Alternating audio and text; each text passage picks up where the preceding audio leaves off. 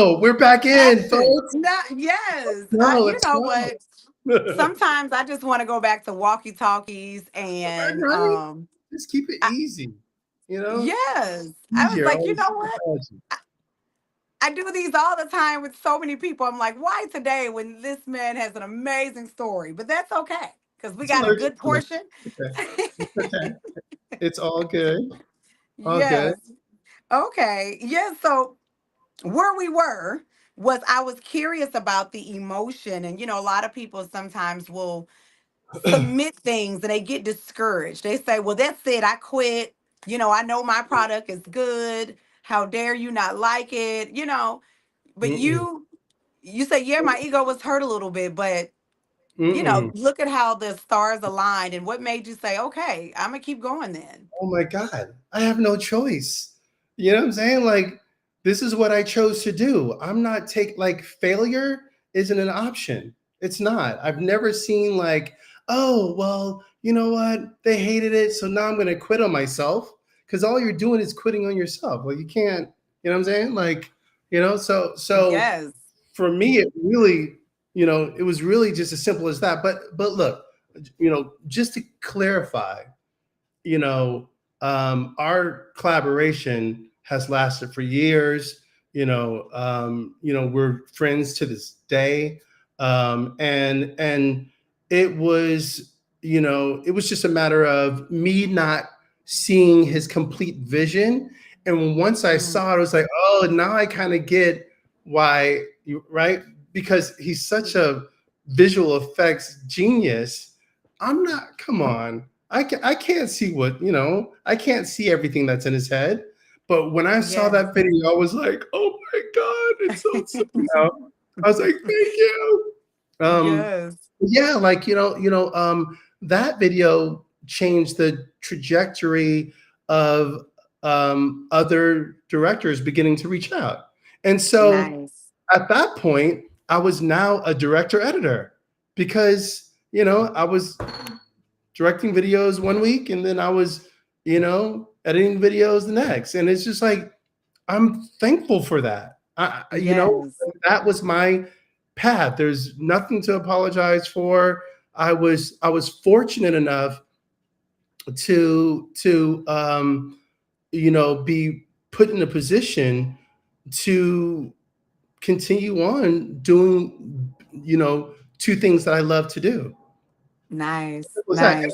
And I know how rare that is because you can look around. There's not a like, there's directors editing their own stuff, because like the budgets are so low now, right? But there's never really been a director and then an editor editing other big directors' things. I don't know too many, people that I can point to that have done that. So I'm very proud uh, of that. I'm very proud. Yes. Yeah. What are you working on at this moment? You mentioned you're working on a film at this time. Is there any other projects as well that's kind of in the works? Or you've been writing for a while? Yes. During the pandemic, and it's a whole nother story. I no man. I love it. I moved my family out to Australia, right? Because my wife's from Australia. She's Greek and Indian, from Australia. Mom's Greek, dad's Indian. And during the pandemic, things around here were looking dark. It was just like, Mhm. it was around the um, uh, uh, George. Um, I don't know why I Oh, just. Georgia. What is his name? I know exactly what you're talking Oh about. my Georgia God, something. we please. Yeah, Floyd. Thank you, Okay. George Floyd. Oh my gosh, Yes. like Yes. brain fart. I Um, know. and it was just really, it was like a time where I really wanted to make sure my family was safe. It Mm, was, everything went on, everything went online, right? So it was a good opportunity to just be away, right? yeah. No one, most people didn't even know I moved, right? Everything went online. So, I just started, I just kept LA hours and I just kept working as if I was in LA, right? So that would be Nice. at like 3 in the morning. I'd be up, right, right, wide eyed, you know. Yes. But so during that time, I started a documentary called The Tall Boys. Well, it's called The Tallest Boy Now, and what it's about is the inventor of, the wacky inflatable, which was the biggest highlight of the 1996 Olympics closing Mm. ceremonies, right? Those things that you see, like Yes. in car dealerships, whatever. A Trinidadian created that. And Nice. so as I went down that rabbit hole, I was like, oh my gosh, like, it's like not only is he in the inventor, but he created that. And then you start to learn about, the politics, in Trinidad. You start to learn about the people. You learn, about other things they invented. So it's something that as I began to dig deeper, I was just fascinated Mm. by how much this little island has contributed to the world. And I just felt Yeah. like this is something I could really get into. So I spent the I love last that. years doing a documentary for that. In fact, we're doing the sound mix right now. Um, and we have been invited to, it's not the Cannes Film Festival, the official selection, but it is a pavilion out there, Afrique's Pavilion. They saw the film, they loved it, and they invited us out as a group. So, Nice. I'm going to use that opportunity, with my partners to actually hopefully sell the film, or and or get distribution or whatnot. But Yes. it's a wonderful film. I cannot wait till I share it to the world. It's my first feature length uh, contribution, to cinema. So Nice. I'm like, whoo, boy. Yes. But during that time, I also wrote a script called Zion. And Mm. Zion is my true life story seen through the eyes of my 12-year-old self. So, Mm. I'm a kid from Third Ward, Houston, Texas, right?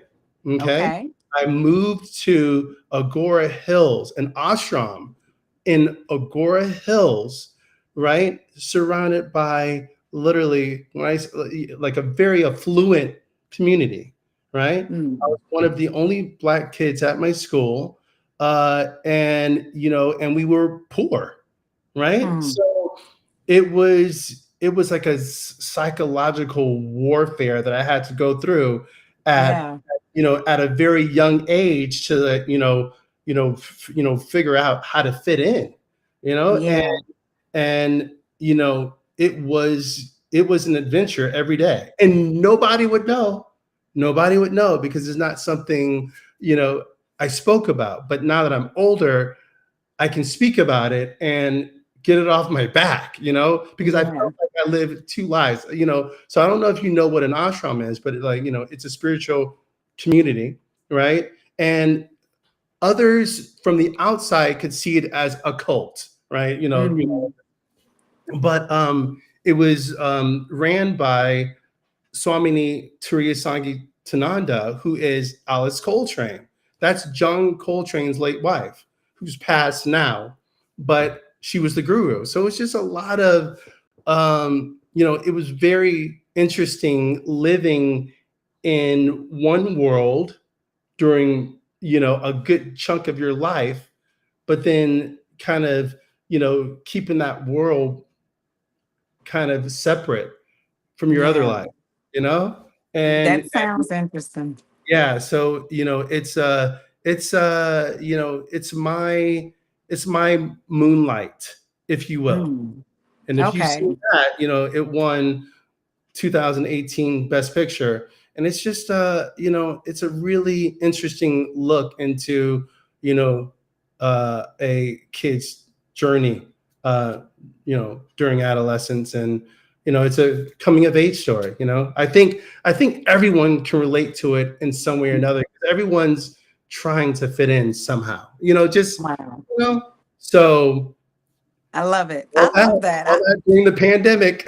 Yes, yes. Well, do you You have a target date for that as well? Zion, man, I'm trying to uh, get it done within like the next year or so. It's Nice. really, it's really about getting attachments. It's about getting like the funding. So it's really like, what people don't tell you is that being a filmmaker, I swear it's more about the business Mm, than being creative. There's so much business that you have to, understand. You know, People aren't going to just come up to you and give you money for your film just because you think it's good. There's right. all Okay. kinds of things that you have to do to get prepared. Nice. A lot of people will say be prepared, but there's so many levels to being prepared. It's so Yeah. many levels, right? Yeah. So but it's really exciting because this is what I got in the business to do, and that's storytelling. And so, I think, a video that really, um, that kind of um, got me really sparked about narrative even more is the Love the Way You Lie, Eminem and Mm. Rihanna. I edited that video on set. Probably about 95% of that video I cut on set, and like Wow. 5%, yeah, yeah, after. That's fantastic. Yeah. That's kind of where I'm at right now. Like right now, I'm editing a horror film. Yes. How fun is that? Oh, it's man, it's a dream. Because it's one of the it's it's one of my favorite genres, not so much for the horror films of today, but like the horror films of the 70s, Mm, early 80s, okay. uh, Okay. that really got me in, very interested in the genre. So that's kind of what I'm up to right now, and just getting ready to go to Cannes in May. You know. Nice. I Yeah. love the horror films. I love that. I always think about Thriller with Michael Jackson, the Oh, beginning. yeah. Oh yeah. Oh yeah. So then Yeah. that era, I don't know why those type of the horror, that time era, the way that everything looks is always like, oh, I love it. Like Yeah. it might sound weird, but No. I No. love the way it looks. No. Yeah. Yes. Yeah. No. Speaking of stories, so before I let you go, you got to tell the Prince story. That is an iconic, you know, um, amazing musician, singer, Yeah. everything you could think of. What was that experience? Give us the story. I didn't want you to tell me the whole thing when we were talking the other day. It's okay. It's a multi-layered story, but I'll start from the top. Uh, Okay. um, so during that time, I had cut a video for Chris Brown, "Turn Up the Music," and it did really well. I think it got him nominated for a Grammy or Best Video or something, but it did really, really well. It did huge in the dance community. I mean, all of his videos do. But this one in particular got a lot of heat, right? So around the same time, oh no, a year later, right? The video director who ended up directing the video, her name is Danny Lay. Um, Hmm. I don't know if you know who that is, but she's a singer now, and she actually did a collaboration with Chris Brown later as as a artist. So, geez, that's a whole nother story there. Yeah. But but anyway, she said whoever cut the Turn Up the Music video, I need him to edit this video. So Okay. Prince agreed, and their people reached out to me. The twins. You remember twins Maya and Nandi. Oh, They used to dance for Prince. So like at the Super Bowl, remember when he did the Super Bowl? okay. You know, he Okay. dancers up Yes, there. They absolutely. called me. They called me, right? Okay. And so Yes. yeah, and so at that time, I'm just like, dude, are you serious? Prince is actually, his camp is like reaching out. Long story long. Um, um, so they finish the shoot. They send the footage over to me right away, right? On the same day I get the footage, Prince wants to come by my house to edit the video or to see the footage. And I'm like, no, right? Like I I always like to um, give them what they hired me for, right? It's like you hire me, you know you're gonna get a fire edit. So just wait a couple of days for it, and I'll show you. But Hmm. instead, Prince just wanted to hang out and just be there, right? So I ended up staying up until about 4 in the morning, editing, and I edited the entire video with Prince sitting in the edit bay. Wow. And you know what's so funny about it? I didn't feel the pressure. He didn't bring that energy. Well, first of all, let's just talk about him walking through my front door. Right. Okay, so I don't let people wear shoes in my house. Like it's just no, like everyone takes off their shoes. I didn't say a word to him. I'm like, that's like, what am I gonna say? Yo, Prince, Yeah. take off your boots. Right. You You can't. know? Yeah. Yeah.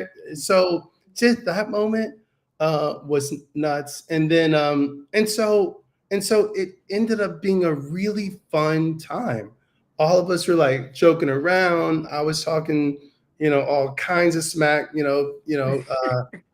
and um, it sparked a relationship. So before Prince left, um, he asked me, so how much would it be for you to, you know, do some other projects I have, whatever, blah, blah, blah. I'm like, man, I don't know if you can afford me, man, joking around.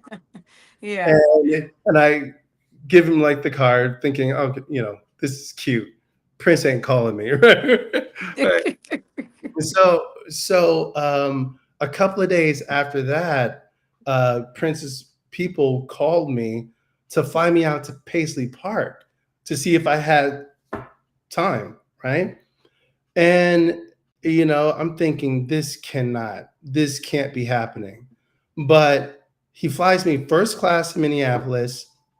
That first trip, he also flies Danny and her family out as well. We ended up hanging out a little bit. Uh, I was finishing up the video that we started, just making any quick notes for him, changes for him. And we ended up just hanging out, right? So in flying back to LA, he had a big listening party for the music video. But Wow. like this guy hired the biggest club, had the biggest screen, and you would totally think, thousands of people are going to show up. He only invited like 20 people. Megan, yeah, it was random. Like Megan Good was there, a couple of other celebrities were there. And it was just me, the twins, and just a handful of people. And I'm just sitting here going, guy just rented this big club. It had to cost thousands. Like, I'm like, what? And Wow. so while I was there, he calls the twins and says, I want to speak to life. I'm like, oh no. Now what? I'm like, okay, I'm still trying to process this. Can you just let Yes. me process all of this, Prince, please? Yeah. Um, and so Prince said that he wants to shoot a Breakfast Can Wait concert at his house. Nice. Would I like to shoot it for him? Oh my God. I'm like, this can't be happening, but it was. Mm. And he had to wake me up for a second. He was like, Mike, I'm serious. You know, because he saw me on the other side and my face was just like, he could see me thinking like, what? Really? Yeah. He's like, no, life, I'm serious. And so probably, I don't know if it was a few weeks later, I don't know when it was, but soon after that, I'm at his house again, but this time I'm actually shooting him, right? But let me not fast forward because it was on the third day I was there, the concert was. The first day or so, he just hung out with me at Paisley. I saw him rehearse. I got to see Prince like right in front of me, like 5 feet away from me, rehearsing and just like messing up and laughing and joking. And I'm Wow. like this is like one of the biggest stars this planet has ever seen, Exactly. and he's so human. He's so Wow. like the humanity of this guy. I think, a lot of people didn't get to see. And even, I think when someone's that big, you put them up there to like, a status that's like unreachable. But Yeah. he was just so down to earth and so thoughtful and just kind. And but he really just made you feel comfortable. I can't explain it Mm. any other way, you know um Yeah. and I said a curse word in front of him. He's like, life, don't curse. And I was like, all right, big bro, all right, big bro. um so yeah, so I had never been to a Prince concert ever. I had never, right? Um Yes. and it was my first time seeing him perform all these songs that I've heard since I was a child. All Hmm. until now, he sang them right in front of me. But Amazing. I was behind the lens, and it was Wow. kind of like one of those like moments. I'm not going to say so much a validation because before him, there's a lot of projects that had already got me to the point of, people know who I am and want to work with me, whatever. And I'm thankful for that. I never take any job for granted. I'm like, I'm the same now as I was then. I just love getting the call. I love doing what I love to do. And, Yeah. I love music. I love cinema. And it's just a blessing to, even be uh, considered for anything. It really is, because millions of people are trying to do the same thing I'm doing. It's Absolutely. the same exact thing. So I'm like, I don't take one job for granted to this day, you know? Yeah. Um, Yeah. and then so that went really well. I tried to keep it together as much as I could. And then the next day after the concert, I shot two concerts, by the way. So it was like a Saturday and a Sunday, I think it was. And then I was scheduled to leave like on a Tuesday, but Monday night, I think it was late. It was like 11 o'clock or something.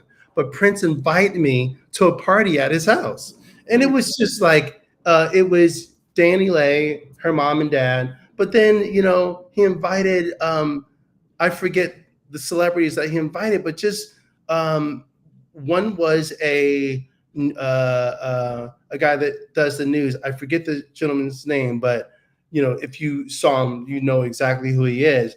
But it's about seven, maybe nine of us in this big room, like a disco room, right? There's a huge disco. I can't make it up.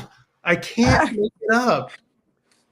disco room. He flew out a DJ. He had his chef whip up all this food, and and we had this like little party at Prince, Nice.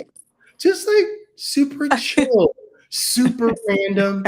I played ping pong with Prince. Oh You my know, goodness. I listened to tracks that I'm sure people have never heard that are banging, and I'm like, why is this not on air? Um, Yes, you yes. know, um, uh, Danny's little sister had foot races in his house. Like that's how big his house is. Oh Like my foot goodness. race. So it's just so much randomness, but it was so beautiful because it's just a side to him that most people never get to see. And I Absolutely. just thought, Yes. God, I'm very fortunate to meet someone that I admire, but he's Yeah. way better than I could have ever imagined it. Because a lot of Yeah. celebrities you'll meet and it's like a turn off. You're like, oh God, they're nothing. And Yeah. and it just ended up being a wonderful thing. And we actually became friends after that, and Yeah. all the way up until his passing, which was horrible. It was horrible Yeah.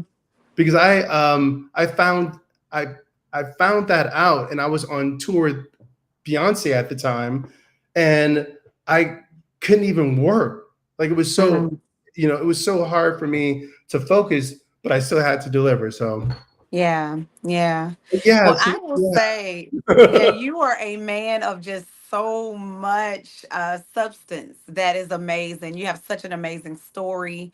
Your work is it sticks with me because a lot of the what you've done was during my time of growing up in college days and good music and your films. Like you have really made a mark and left leaving a Thank legacy. I you. would say for your Thank you. daughter, and I am Darters. proud. Darters. Daughters, I am proud. Yeah, that's right. And I know you have to pick one up from school shortly. And so I do want to you gave so many nuggets already, but if there was one more thing you had to say to those who are listening who may have a desire to become a producer, a director, editor, what would you leave with them on today? A few things. Never let anyone tell you what you can or can't do.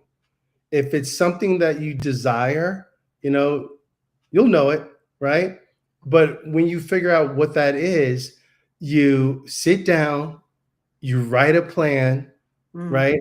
You figure out how to execute it. And I'm sure you've yeah. heard this, and you work on that shit every day.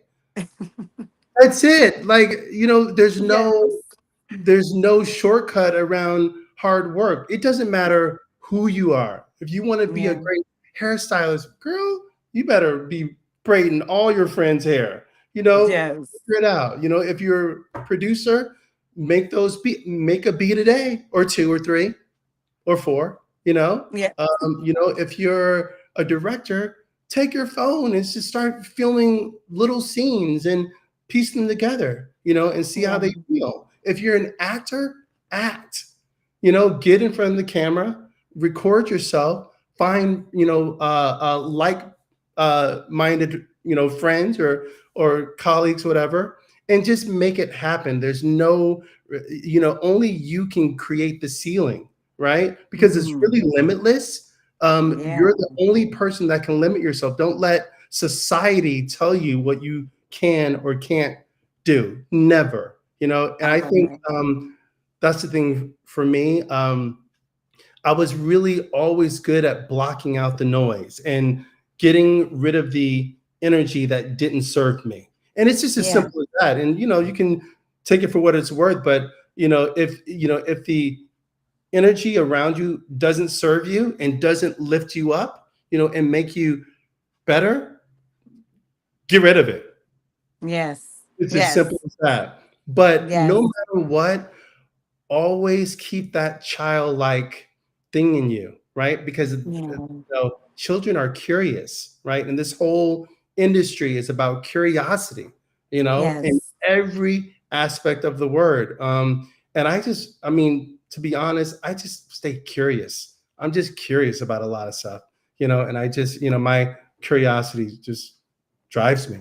So Yes. those would be the few nuggets I would leave, because, if you know, if you stick to that, I think there's nothing that you can achieve. Oh, and the last thing, always listen to your gut. Your gut is God.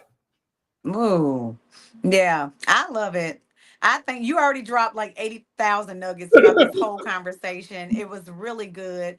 I am appreciative first because to sit with Kalonda Kay, and you have done such great works, and I know you have a busy schedule and you're writing and directing and editing. So I appreciate you. I'm thankful. But this was really good. For people who are just looking to do what you do, you have a story and it is really inspiring. And I just want to thank you for your time.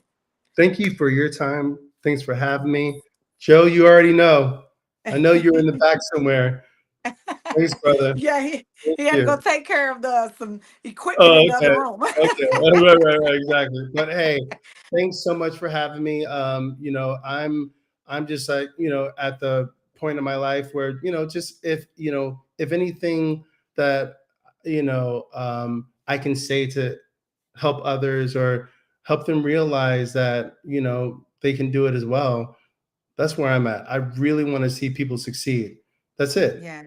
That's all. Thank you. Yeah. Thank Yeah. you. Yes. I Cool. appreciate it. Thank everybody for listening. This is Kalonda Kay. We'll see you all soon.